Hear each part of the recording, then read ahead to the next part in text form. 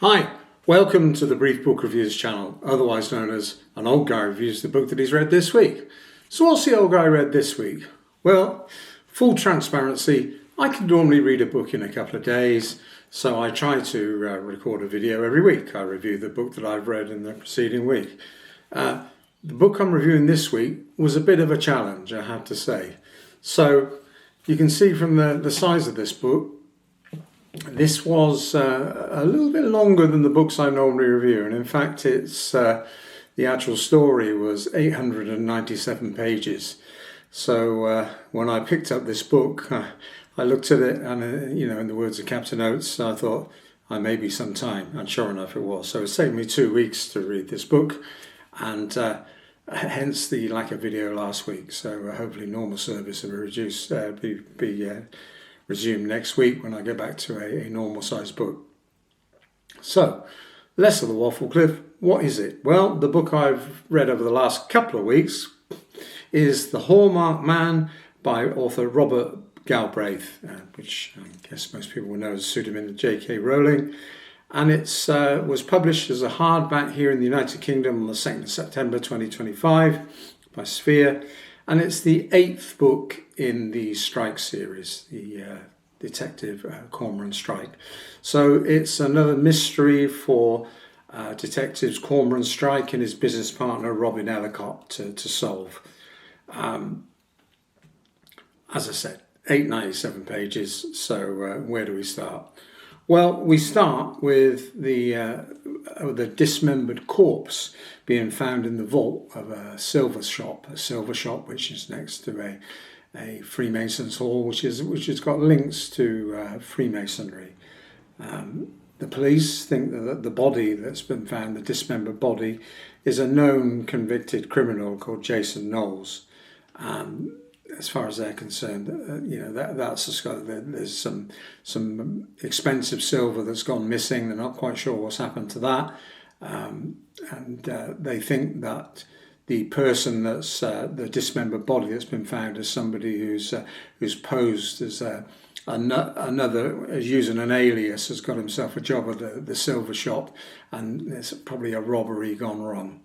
There's a few people that think this story is a bit too cute, and it may not be the case, including one person, a lady called Decima Mullins, who called Cormoran Strike to say that I want you and Robin Ellacott to work for me, because I'm convinced that the body in that silver vault is my partner, and his name's Rupert Fleetwood. He's gone missing. Allegedly, he's disappeared to New York, but I've just had a child. I know that he wouldn't just leave me, so I'm convinced it's him. So I want to engage your detective agency to prove that body in the vault is Rupert Fleetwood, my boyfriend, my partner. And Stryker initially isn't too convinced this is a great idea, but he agrees that it is a bit of a mystery and maybe they should look into it. So they begin to look into it, and as Cormoran and Robin begin to look into it, they find that Rupert Fleetwood is not the only guy that's disappeared, and there are other people that could be considered for the definition of that dismembered corpse.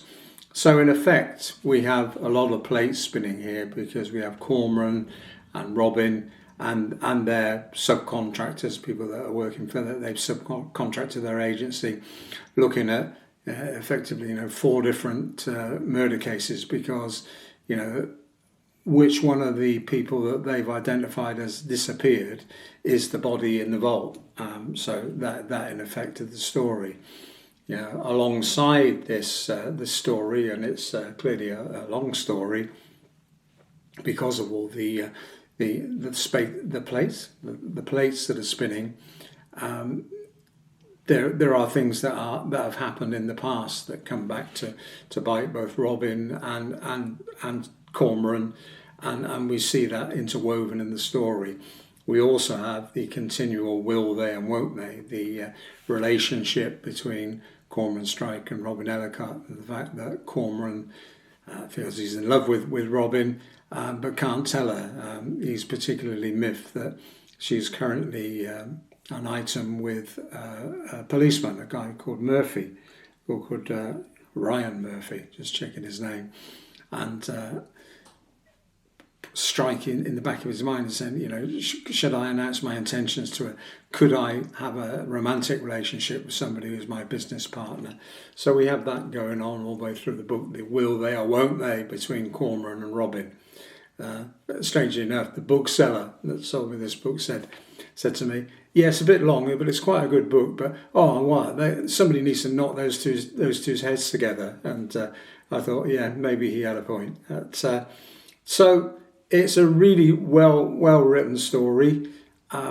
We have lots of plates spinning because there are other people that could be the dismembered body, and we have the investigations into those particular people.